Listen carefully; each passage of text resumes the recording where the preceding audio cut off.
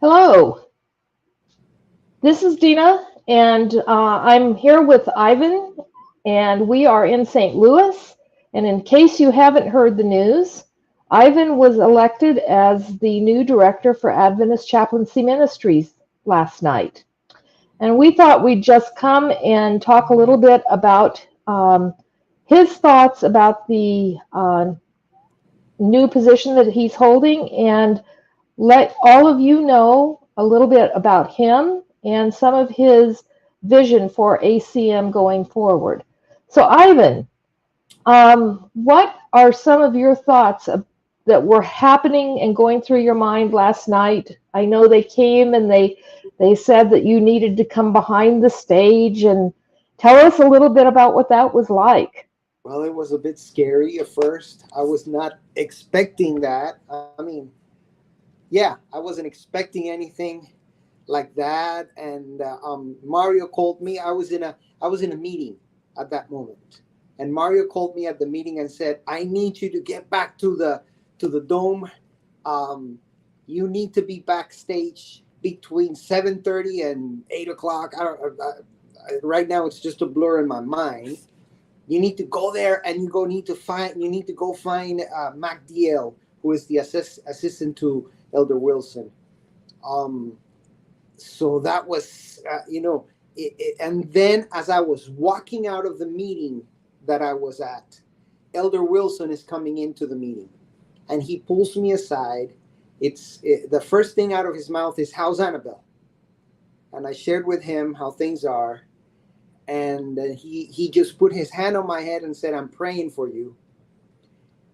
And then said, I need you to go backstage as soon as possible. And so as I'm walking out, I was overcome with emotion. I had to stop and I began to cry.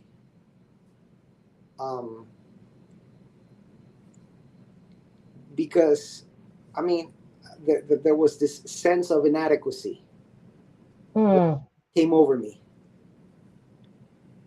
And then the other reason why I began to cry was because this is a bittersweet moment for me. Here I am getting this appointment, and my wife cannot be here with me. I've made no secret that she's battling cancer. Right.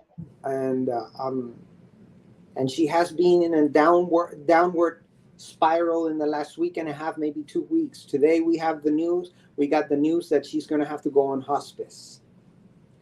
And so I was overcome by the emotion of this happening to me and my wife not being here with me.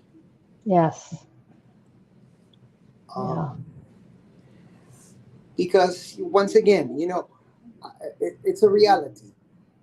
I did not do anything to deserve this. Yet I know that if I'm here, it is greatly, not only because God has chosen me to do something, but it is also because she has been the wing beneath my wings, the wind beneath winning. Yeah, the wing beneath behind. The wind beneath your wings. Yes, that's right. She has been the wing beneath my wings. She has been my support. She has been my able helper. And so it was sad, very sad for me not to have her with me at that moment. Yeah, and I can testify to that because I have seen her many times just quietly assisting in things that we here at ACM have needed help with on several occasions. She's been there faithfully handing out name badges and helping us organize different things that had to be done. So I know that she has been a great support to you in many, many ways. Yes, indeed. Yes. She has a real servant's heart. Amen. Yes, indeed. That's true. So, in the quiet of your room last night, did you have a little conversation with God about seeing you through being this in this position as director and asking for his guidance? Uh, Sleep was scarce last night. Hmm. My phone was blowing off. Um, I think it kept dinging, even though I turned it off. I put it on vibrate, but it kept vibrating until about 1 a.m. and it started vibrating again at 4 a.m. Um, and last night, I got to be honest. Last night, in the beginning of the night, I was just answering texts and didn't have much time to think about anything. Then I took a shower and hit the sack, and it was at 4 a.m. when the phone started buzzing again that I decided to ignore it, and I just knelt down here beside my bed and had a season of prayer with God. Hmm. I told God, I don't know why you chose me to this. I don't know why. I don't think I am worthy of such an honor. But if you have chosen me, you better show up and tell me what is it that you want me to do. Hmm. And I said to God last night, or I mean, I'm sorry, this morning, I said to God, show me the way, I will follow. Show me the way, God, I will go. And then I reiterated with tears in my eyes, I reiterated to God how I feel about Annabelle, how I feel about going through this with Annabelle, knowing that there's a good possibility, unless God does something miraculous, that I'm going to be a widower pretty soon. Hmm. And I said, okay, God, I'm going to serve you and I'm going to love you if you heal her. And I'm going to serve you and I'm going to love you if you don't. Yeah. We have to serve and love him No matter in what. all situations, No matter what. no matter what. Yeah. Yeah. So, for some of our viewers who may not know you, they may be saying, what qualifies him to be in this position? Mm. Can you tell us a little bit about your chaplaincy experience and your pastoral experience? I'll be honored to share that. Let me begin. I know you're not asking this, but I think I need to set the stage that way. Right. I'm a fourth generation Adventist. Mm-hmm. My great grandfather, I mean, this is my first, I've said this before, this is my first ever GC session as a delegate. And this is my first ever GC session, period, because last time in San Antonio, I came to the World Congress of Chaplains, but immediately after the World Congress, I had to fly back to Orlando to take care of some of my responsibilities at the hospital. So I didn't stay for the General Conference session. So this is my first GC session, and as I was standing there last night, I could not but think about how GC sessions have played an important role in my family's ministries. And I Mm-hmm. say this because my great grandfather was the very first Venezuelan born Seventh day Adventist pastor who was ordained at the General Conference session in 1935 in the Market Street Seventh day Adventist Church in San Francisco, California. And here Wow. and here all these years after that, um, his great grandson is being appointed to be one of the leaders at the General Conference session. Okay, now having said that, what qualifies me or what says that I can be here? Well, first of all, I'm a servant of God and I will follow God wherever God wants me to go. That's Mm-hmm. But I have served this church for over 30 years now. I graduated from uh,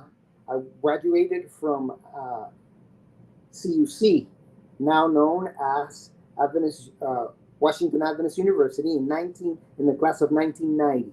I was one of the 5 students that graduated from that class. I had a major in a bachelor's in arts in general studies. At the time, I wasn't very clear what I wanted, but I had a bachelor's of arts in general studies. And my 2 concentrations were religion and psychology. Then I went back to Venezuela, where my father was functioning as the union president at the time, because I felt like I had a debt of gratitude with the Venezuelan Union, who paid for my education. Mm. So I went back and I worked there for 10 years as a pastor. That's where I met Annabelle. She was the cashier at the ABC, and she was responsible for giving me the materials. I remember seeing her, and I looked at her and I said, oh yeah, this is the one. I worked 2 years single. I was single for 2 years, and finally I got married in 1992, July 19 of 1992. We had our daughter, Yvonne Andrea, the year after, on July 25th, 1993. I worked as associate pastor, and then I went as a pastor in a district, and I did district ministry until 2010,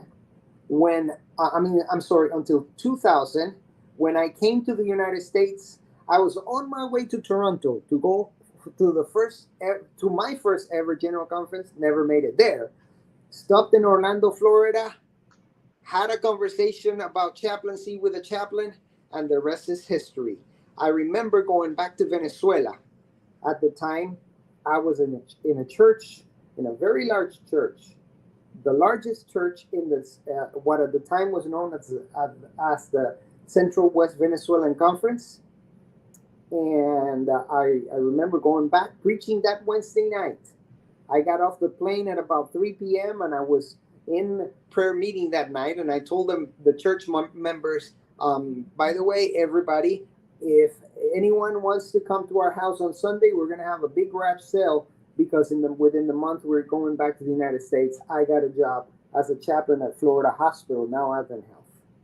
So I started my work in Advent Health in 2000 and worked as a bedside chaplain, a chaplaincy coordinator for the cluster, the South cluster of chaplaincy, and started the process to become a CPE supervisor with Florida Hospital, and I was there until 2015, when the North American Division gave me a call to come be the assistant chaplaincy director for the West Coast. And I did that until last November, when the General Conference called me to come be the associate for ACM at the General Conference. I have a Doctor's of Ministry that I completed with the Denver Seminary. I have a Master's of Divinity that I completed with the Florida Center for Theological Studies. I decided that I wanted to seek advanced theological education outside of the church, because all of my education previous to that one was Seventh-day Adventist, and I wanted the challenge of that. So I sought that education and I got it. Completed my Doctor of Ministry I completed it in 2020, but because of the pandemic, the graduation wasn't until 2021. But everything was completed in 2020. And so that's what I did. I'm a board certified chaplain with the Association of Professional Chaplains. I'm a board certified clinical chaplain with the College of Pastoral Supervision and Psychotherapy, and I've completed all the training to be a clinical pastoral education supervisor. In the process of finishing, I'm associate supervisor now. Very good. So you have extensive chaplaincy training, which is going to help you in helping the chaplains around the world. So in the ACM department, many people don't know that we oversee actually 3 different things. We oversee ACM, which is relating directly to the chaplains. There's Adventist Chaplaincy Institute, and there's the World Service Organization. So there are a lot of responsibilities and many different things happening all at the same time. Um, can you tell me what some of your priorities are for the next 3 years? And I should add that because this session has been delayed by 2 years, people that are elected at this session will be in their positions until the next GC session, which is going to be just 3 years from now in 2025, and that will be back here in St. Louis. Yes. So for the next 3 years, what are your priorities for ACM and ACI and WSO? Well, let me piggyback first in something you're saying. We're going to come back here to St. Louis in 3 years. And one thing I want us to focus on and want us to work on, and you're going to be working with me on that one, is the World Congress of Chaplains. We did one in 2020 that was fully online. We're going to do another one. I want it to be hybrid so that we can have chaplains who can come to St. Louis, but we also can have chaplains that can join from anywhere in the world and be a part of this. I'm envisioning a major experience, and we will also celebrate during that time the 40 years of the ACM Department at the General Conference. I am fully aware that I'm standing in the shoulders of giants. None other than Mario Ceballos, Gary Council, Dick Stenbakken, Marty Feldbush, and all the other ones that have been here. I also have to say, although he wasn't the director at the General Conference, he was my mentor. It's Paul Anderson at the North American Division. So I am in debt to those guys, and I want us to celebrate the ministry of chaplaincy. I want us to celebrate that. Now, that leads me to my vision within ACM. I want us to finally put to rest the idea that those who can't pastor chaplain. Right. No more I want to ever hear anyone say that chaplaincy is the cemetery of the failed pastor. So I have to build upon the work that has been done by Gary, by the likes of Gary, Dick, Marty, Mario, Paul, and develop more the vision that has been placed before the church. That also include a big burden in my heart. And I'm celebrating some of the decisions that have been made here to change some things in the policy, to change some things in the church manual, because I will have the tools now to demonstrate to some leaders who refuse to ordain our chaplains, who refuse to provide opportunities for growth in our chaplains, who refuse to see the chaplains as pastors. I will have the tools to say, you are out of compliance. Yes. So we will be able to get there. So that's one thing I really want to focus on. If I could get this policy started so that chaplains can be viewed as pastors and can receive the recognition of the church through their ordination, I will feel very happy for that.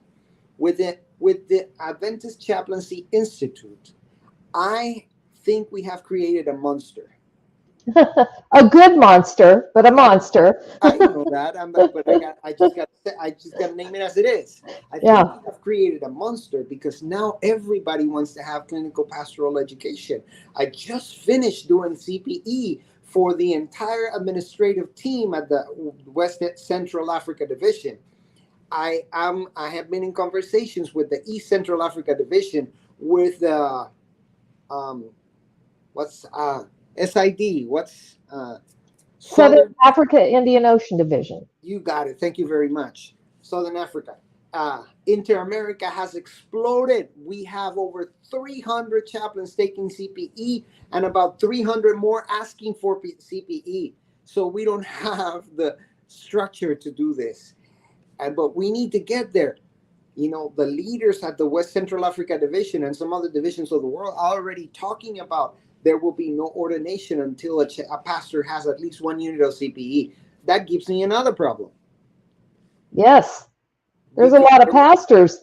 there's a lot of pastors out there who want to be ordained, and if they don't have CPE, they will not be able to be ordained. So that's another problem. We need to develop the Adventist Chaplaincy Institute. We have made an investment. You are aware of this. We've made an investment. We hired someone that is helping us put into order all the files in ACI, in the ACI database, because hopefully by the end of these 3 years, we will be recognized by the U.S. Department of Education in our program of clinical pastoral education.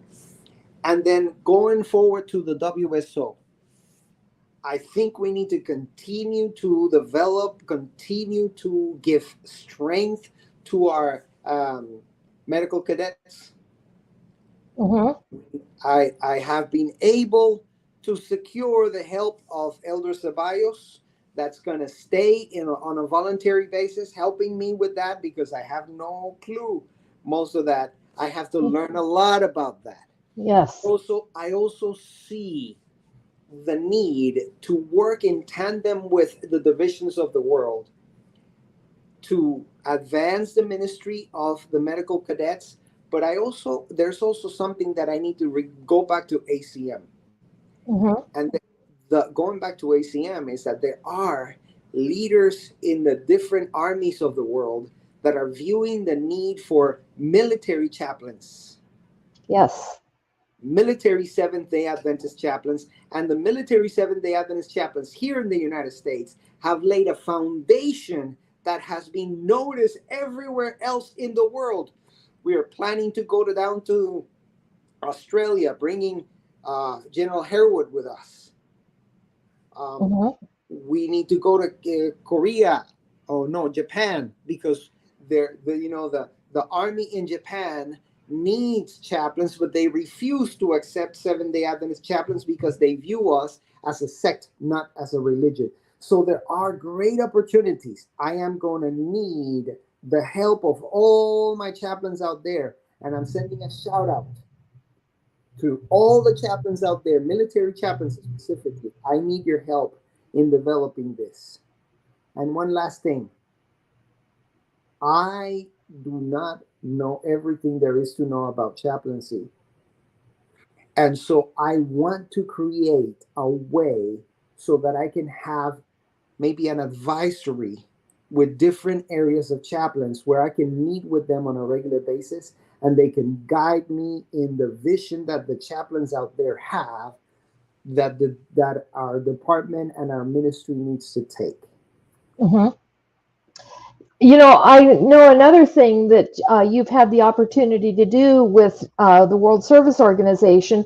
One of our mandates is to support Adventists who serve in uniform, and you had the opportunity, I believe it was in Uganda, right, to meet with some of our brothers and sisters who are serving as either military in defense forces or law enforcement. Mm-hmm.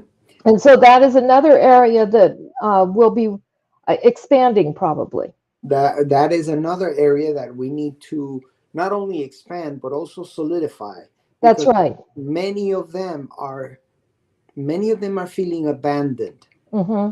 And so they need their church to stand behind them and say, yes, I'm going to pray for you. We're going to pray for you, and you're not forgotten. Mm-hmm. Very good. Well, I just want to let our viewers know that in an upcoming issue of the Adventist Chaplain, we'll have a more in-depth article about some of these things, of what the future is going to hold for each of these areas, and they'll be able to read about that in the magazine. One last thing, if you could share one thought today with our chaplains as their new director, what would that thought be? Well, I was thinking about that when you sent me that text message and you wanted me to prepare for this. I was thinking about that. I said in the beginning, I'm a fourth generation Adventist. And I grew up in this church. I grew up in the Pathfinders. My friend uh, Andres Peralta may be very happy that I'm sending this. Out. Yes. I grew up in the Pathfinders. And do you remember that in the Pathfinders, we have our motto? Yes. And the motto says, I will be a servant of God and a friend to humanity. Mm-hmm. That's right. Well, that's what I want our chaplains to be. Mm-hmm. We are servants of a living God. We are servants of a God that knows no boundaries. We are servants of a God that is bigger than anything we can ever fathom. But also, we have to be friends to humanity. Yes.